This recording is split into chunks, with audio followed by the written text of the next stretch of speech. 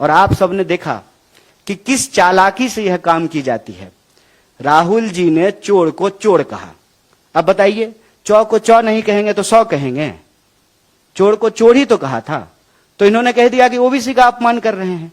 प्रधानमंत्री अपनी रैलियों में जाकर के कहते हैं कि मैं ओबीसी से आता हूं। अरे तो आप ओबीसी से आते हैं तो बहुत खुशी की बात है, बहुत अच्छी बात है कि ओबीसी देश का प्रधानमंत्री बना है।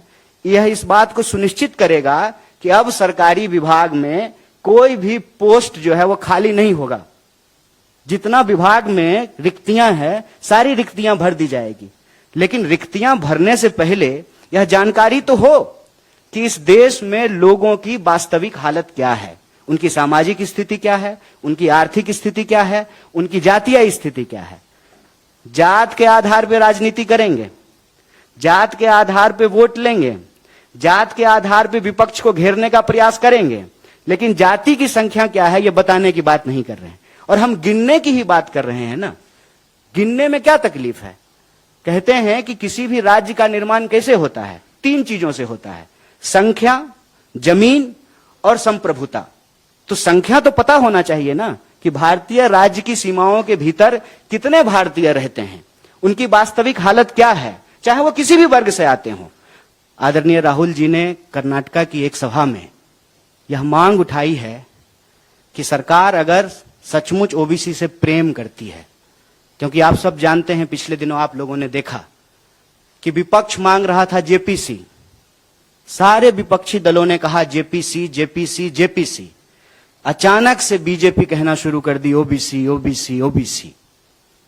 जेपीसी की मांग के सामने अगर ओबीसी की बात बीजेपी लेकर के आई है तो यह जरूरी हो जाता है कि कुछ सवाल सरकार से पूछा जाए।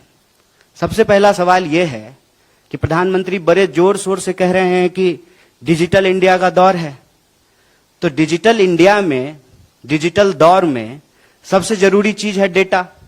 अक्सर आप सब लोग सुनते होंगे कि कहा जा रहा है कि डेटा न्यू ऑयल है, जिसके पास डेटा होगा वो दुनिया का लीडिंग पावर होगा।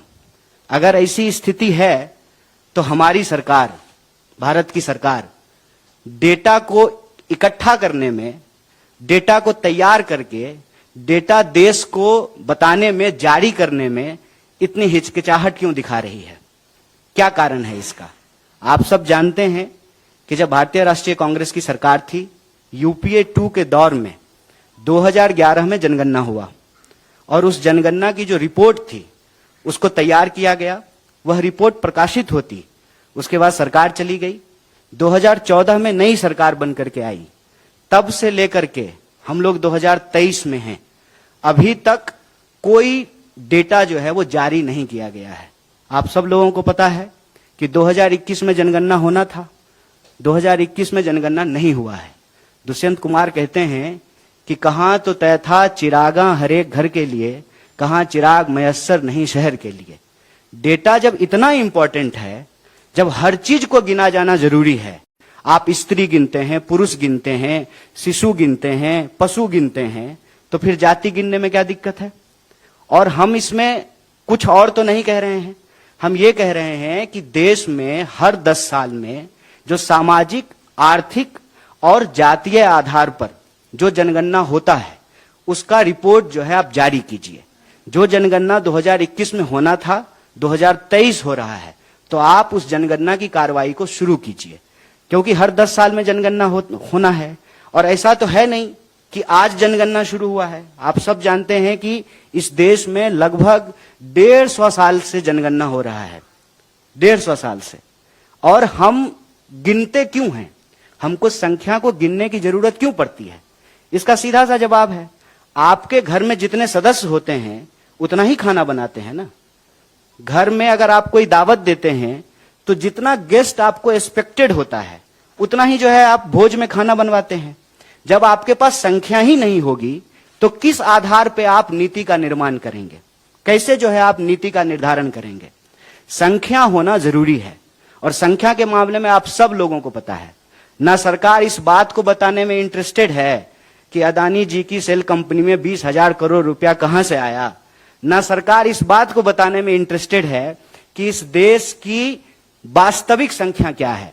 आप अगर प्रधानमंत्री जी की रैली को भी ध्यान से सुनेंगे तो कुछ दिन पहले कह रहे थे 135 करोड़ 135 करोड़, आजकल कहते हैं 140 करोड़।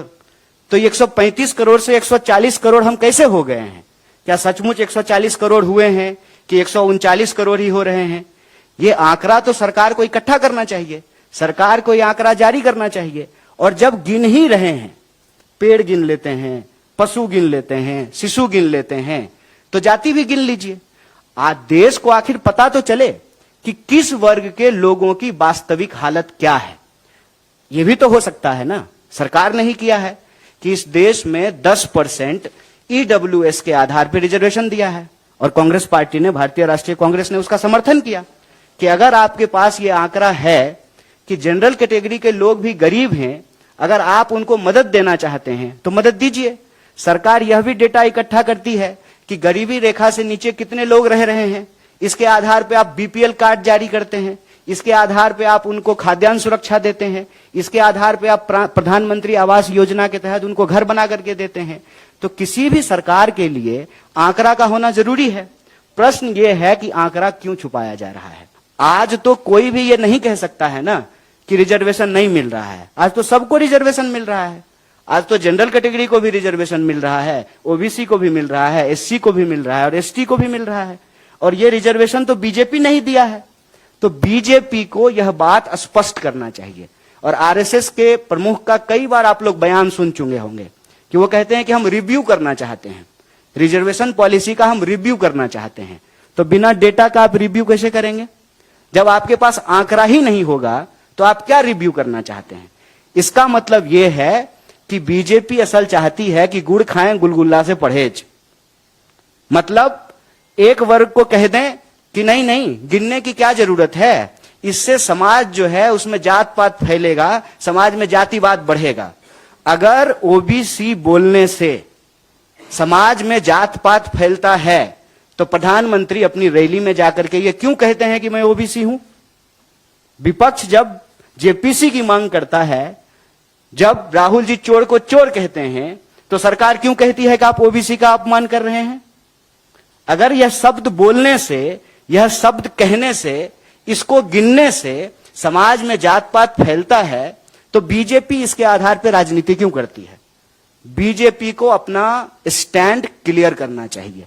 बीजेपी को देश की जनता को जाकर के बताना चाहिए कि आप जनगणना कराना चाहते हैं कि नहीं कराना चाहते हैं। और आप जनगणना कराना चाहते हैं तो जनगणना कराइए, जैसे बिहार में हो रहा है।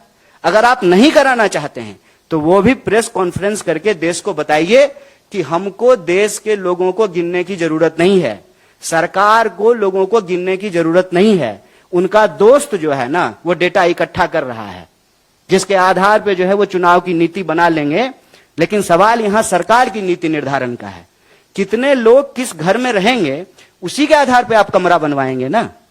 एक जो है बेडरूम बनवाएंगे, बच्चा हो गया है 2 तो एक जो है चिल्ड्रन रूम बनवाएंगे, गेस्ट आते हैं तो एक गेस्ट रूम बनवाएंगे। किसी भी नीति का निर्माण आप डेटा के आधार पर करेंगे। सरकार डेटा जारी नहीं करना चाहती है और यह सवाल राहुल जी ने उठाया है, जो आज के लिए बहुत जरूरी सवाल है। और अगर आपको प्रेम है, जो आप दावा करते हैं और अपनी रैलियों में जाकर के बताते हैं, तो देश को बताइए कि देश में जाति के आधार पर लोगों की वास्तविक स्थिति क्या है। लोगों को बताइए कि आर्थिक आधार पर लोगों की स्थिति क्या है, सामाजिक आधार पर लोगों की स्थिति क्या है। इसका डेटा इकट्ठा कीजिए, जनगणना करवाइए, उस डेटा को जारी कीजिए, तब जाकर के पता चलेगा ना कि दुनिया में डंका बज रहा है जिस देश का, उस देश की असली हालत क्या है। हम भारतीय राष्ट्रीय कांग्रेस की तरफ से यह मांग करते हैं और हमारे राष्ट्रीय अध्यक्ष माननीय मल्लिकार्जुन खड़गे साहब ने प्रधानमंत्री को चिट्ठी लिखा है। उस चिट्ठी में यह जिक्र किया है कि हम दोनों सदन में इस बात को उठाए हैं कि 2011 में जो जनगणना हुई थी उसकी रिपोर्ट को आप जारी कीजिए। 2021 में जो जनगणना होना था उस जनगणना को अविलंब शुरू कीजिए। और जब एक काम हो रहा है, एक पंथ दुई काज हो जाए, जब गिन ही रहे हैं तो सब आधार पे गिन लीजिए।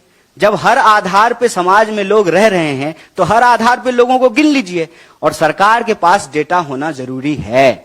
सरकार अगर कहती है कि देश में खुशहाली है, देश में खुशहाली आई है, लोगों के बीच में प्रॉस्पेरिटी फैला है, तो यह बताने में क्या दिक्कत है कि देश में जो है कितने बेरोजगार हैं। आप सब लोग इस बात को जानते हैं कि सरकार ने सर्वे कराना बंद कर दिया है।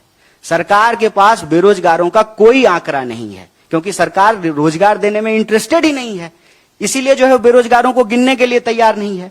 भारतीय राष्ट्रीय कांग्रेस की तरफ से यह स्पष्ट और सीधा मांग है, अविलंब जनगणना करवाई जाए और जनगणना तीनों आधार पे, जिस तरीके से 2011 में हुआ था, सामाजिक, आर्थिक और जातीय आधार पर, तीनों आधार पर जनगणना हो। अगर बिहार सरकार जाति की जनगणना करवा सकती है तो देश की सरकार भी करवा सकती है, और यह देश के लोगों का संवैधानिक बुनियादी अधिकार है कि उनको पता चले कि उनकी वास्तविक स्थिति क्या है।